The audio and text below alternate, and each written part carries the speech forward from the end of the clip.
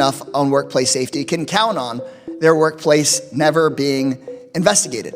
Last year at a Tesla factory in my district, a worker was electrocuted to death because Tesla failed to follow OSHA regulations that would have protected him. That was the second death at that factory in my district in Southeast Austin. Tesla was fined just $50,000 for their worker's death. For a company valued at about $1 trillion, that is a drop in the bucket. How much is a life worth?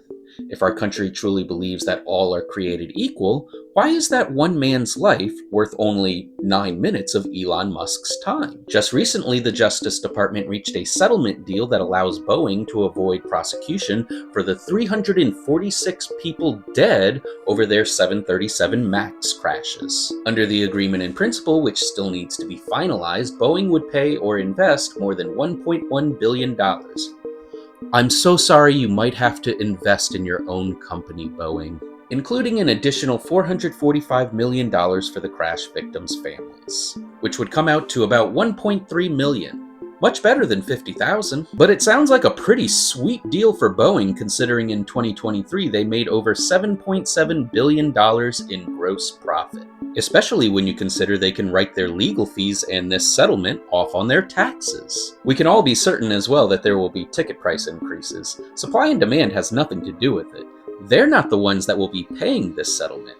We will, as consumers and taxpayers. If you're a fetus in Louisiana, your life is worth up to $200,000, but drops in value the minute you're born. If you're a minority shopping in a market near the border, your life isn't worth a terrorism charge, even if the offender says himself that he considers it an act of terrorism. But if you happen to be the CEO of a health insurance company, your life is worth a terrorism charge. How much is a life worth? Well, it depends on what demographic you belong to. What we see here is a very clear contradiction. How can we argue that all are created equal, but at the same time, argue that money and wealth is a reflection of one's value as a person?